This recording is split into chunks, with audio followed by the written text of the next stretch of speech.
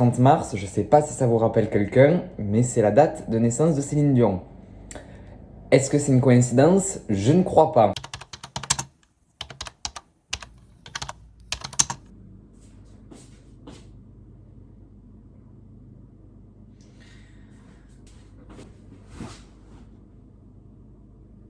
Merde, c'est mal cadré.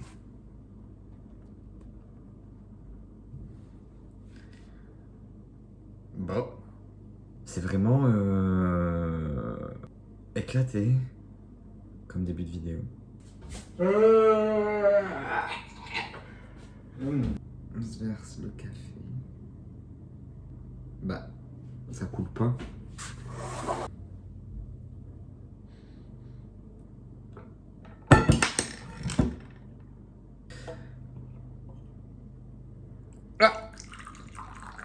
Ah, parfait, parfait. Je sens que la vidéo commence bien. Moi, j'ai trop hâte. Ok, je me calme. Pour vous expliquer le concept de la vidéo, c'est en gros, j'ai ramené mes crayons de couleur, j'ai ramené une feuille de papier, j'ai ramené mes notes sur Van Gogh. Je vais vous raconter un petit peu son histoire. Et en même temps, je vais dessiner du Van Gogh.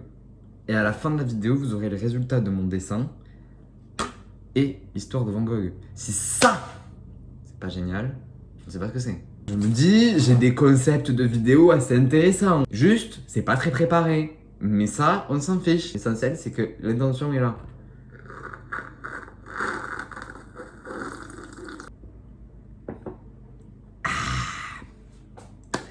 En fait, je vous explique. Important de boire de l'eau à la vôtre.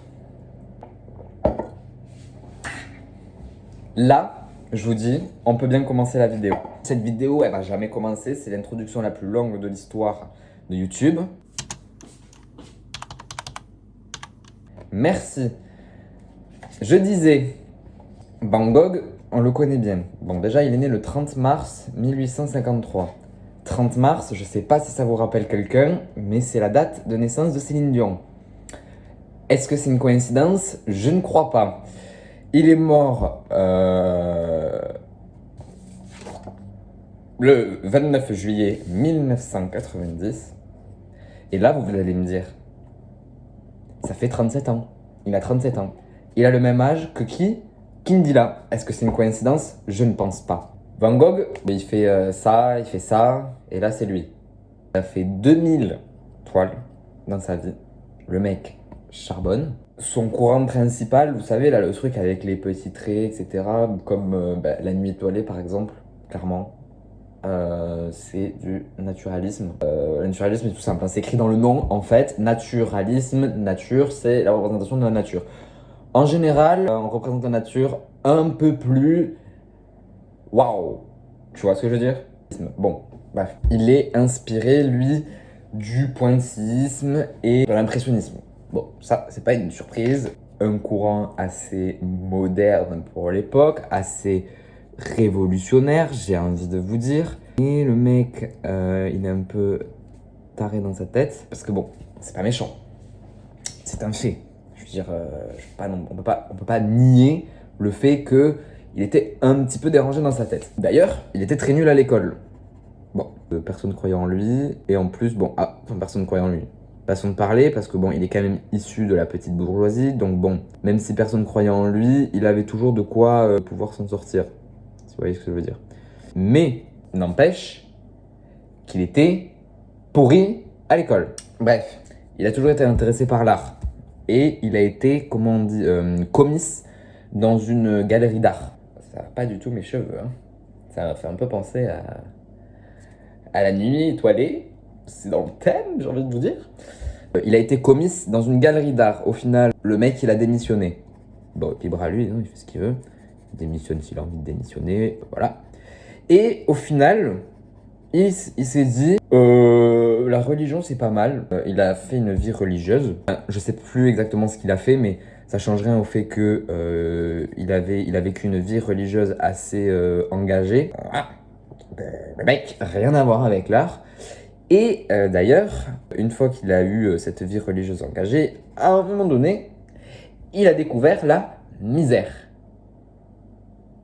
Alors, bah, ça peut paraître un peu bizarre dit comme ça, mais le mec a découvert la misère. Et il s'est dit chaud. Il s'est dit chaud. C'est chaud. Oh, c'est chaud là. Oh, c'est chaud. Allô. Bref. Il a été hyper généreux avec les pauvres et les gens qui étaient dans le besoin. Il les a aidés, etc. Il a fait énormément de trucs caritatifs, etc. Le mec balance, le mec donne. Au final, le mec décide de se mettre à peindre. Très bon choix. Pour le coup, on peut dire que c'était le meilleur choix de sa vie.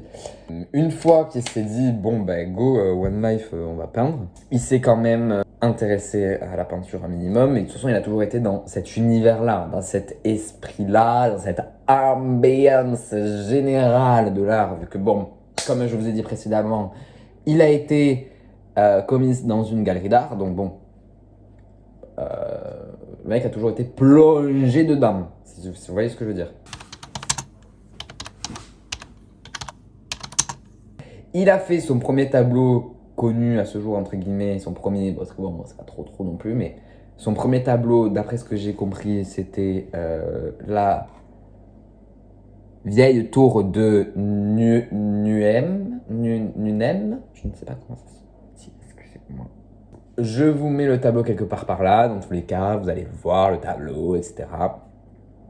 C'est son premier tableau, très sympa, moi j'adore. Son premier chef-d'œuvre, entre guillemets, son premier très grand tableau connu, c'est Les Mangeurs de pommes de terre, que je vous mets juste ici aussi. En gros, ça c'est ses débuts. Donc on reconnaît quand même qu'il y a une patte de Van Gogh, mais bon, son style n'est pas encore totalement terminé, officialisé, etc. On voit quand même que le mec se cherche encore, il sait pas trop où il va, voilà, quoi, il est un peu à la recherche artistique d'un truc. D'ailleurs, événement très important, il tombe en dépression.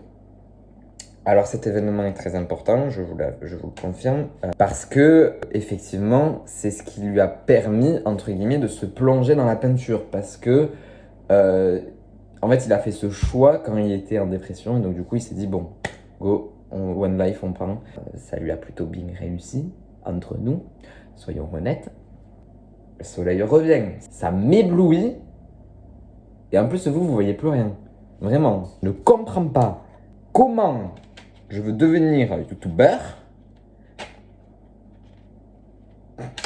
si je fais des vidéos d'une qualité dégueulasse. C'est dégueulasse là. Bref.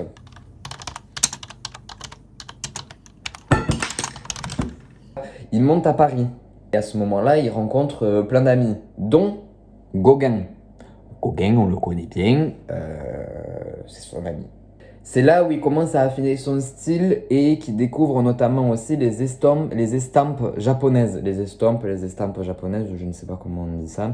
C'est de là où aussi il va commencer à bien fignoler son petit style artistique. Ce mec est quand même un génie avant tout, je tiens quand même à le préciser, merci bien. En 1888, il redescend dans le sud de la France. Il se dit, on va se dorer la pilule sous le soleil de Marseille, avec les cigales. Une fois qu'il arrivera là-bas, ces tableaux vont devenir beaucoup plus colorés. Je pense que c'est le soleil du sud qui va lui dire « Ouais, de ouf mec, go mettre de la couleur dans mes tableaux. » Il met de la couleur dans ses tableaux. Je vous mettrai des exemples ici. Mais le problème, c'est quand même un assez gros problème, c'est un problème majeur. Le mec est toujours en dépression, coup dur, le pauvre quand même, hein. Ceci dit, le pauvre. Il n'est pas stable du tout. Malheureusement, il va finir par aller dans un hôpital psychiatrique. Enfin, on appelle ça un asile, mais j'aime pas trop ce mot. À cette époque-là, quand il va être très très mal et qu'il va être dans l'un de ses mâles les plus profonds, il va peindre 40 autoportraits. C'est quand même énorme, hein, je tiens à le préciser. Dont un autoportrait que je vous mets juste ici, que je vais dessiner, je pense, après. cet autoportrait-là, si vous remarquez bien, il a un bandage autour de la tête et c'est juste après sa dispute avec Gauguin. C'est-à-dire qu'il s'est disputé avec Gauguin dans la soirée. Ils se sont menacés et tout ça parce que Gauguin et Van Gogh ne pouvaient plus se voir. Ils se crépaient le chignon comme on dit dans le sud. Une fois qu'ils se sont crépés le chignon, une fois c'est parti trop loin, ils se sont menacés avec un rasoir. Bon bref, au final, Gauguin a pris ses clics et ses claques, il est parti à l'hôtel. Van Gogh, lui, il est resté tout seul chez lui, il a fait une connerie, c'est-à-dire qu'il a pris le rasoir, il s'est tranché l'oreille. Frère, non, on fait pas ça. Une fois qu'il s'est coupé l'oreille, honnêtement, je vais être honnête avec vous. Je me mets bien comme il faut. Je vais être honnête avec vous. Honnêtement, je sais pas ce qui lui est passé par la tête. Parce que quand même, il s'est coupé l'oreille. Et une fois qu'il s'est coupé l'oreille, il s'est dit quoi? Je vais aller l'amener à la maison de prostitution la plus proche et le donner à Rachel. Je crois qu'elle s'appelle. Parce que, non. Vincent, on tourne. Non, on fait pas ça. Refaisons les événements dans l'ordre. Imaginons, le mec, bref, il se dispute. Quick, l'oreille, il se prend son oreille, il se la met dans du sopalin. Il fait toc toc toc. Est-ce qu'il y a Rachel dans la maison de prostitution? Rachel, elle est là, elle voit le truc, elle tombe dans les pommes. Et voilà. Mais cette histoire n'a aucun sens, on est d'accord. Parce que, bon, bref, je sais pas. Et après, le lendemain, il a peint ça. Ce tableau, son autoportrait. Il enchaîne les autoportraits. Et en fait, la période où il va être le plus productif, ça va être dans cette période-là, en fait.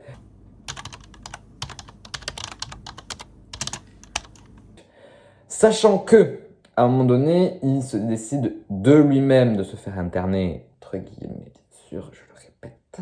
C'est l'asile de Saint-Rémy de Provence. Je vous mets la vue qu'il avait de sa fenêtre. Vous allez me dire, ça me dit un truc, c'est normal, c'est exactement la nuit étoilée. Donc, le mec a peint la nuit étoilée dans son asile. Clairement, il était au plus mal. Il sortait d'une crise de paranoïa. En plus, il venait de faire une deuxième tentative de suicide, ou peut-être même plus, juste avant de peindre le tableau. Ce tableau est très intéressant. Je pourrais vous faire une vidéo dessus, bien sûr. Son état s'est pas arrangé. Il a voulu rejoindre à Paris son frère. Il a rejoint son frère à Paris. La fin est tragique, je vous l'accorde. Je suis navré de vous l'annoncer. 27 juillet 1890, donc 3 jours avant sa mort, il retente de se suicider. Bon, le problème c'est que ça a un peu raté, vu qu'il est mort 3 jours après, mais il est quand même mort des suites de ses blessures. Il s'est tiré une balle dans la poitrine. Bon, attendez, je me mets comme il faut. Le mec a été productif, mais surtout dans la période où il allait mal. Donc bon, c'est quand même révélateur de ses œuvres d'art. Et c'est peut-être pour ça aussi qu'elles sont quand même aussi appréciées, parce qu'on ressent les émotions quand on regarde l'œuvre d'art. Vous voyez ce que je veux dire? Vous voyez ce que je veux dire? Tant mieux. On arrive vers la fin, parce que du coup, il est plus là déjà. Donc, voilà. Une fois qu'il sera mort, quand même, il aura inspiré ce cher monsieur au fauvisme, avec des œuvres de Matisse, juste ici. Incroyable. Et il va inspirer bien sûr à l'impressionnisme. Donc bon, le mec, il a pas notre temps, le mec est là-haut. Juste en une vie de mal-être en plus, il aura révolutionné l'art. Le mec est chaud. Vous voulez voir le dessin aussi, j'imagine. Donc voilà ce que ça donne. Du coup, j'ai dessiné Van Gogh aussi, juste après qu'il s'est mutilé l'oreille. J'ai dessiné un croquis vite fait des tournesols et bien sûr l'incontournable nuit étoilée en fond. C'est vraiment fait hyper rapidement. J'espère que ça vous aura plu. Et on se retrouve dans une prochaine vidéo, j'ai envie de vous dire bisous.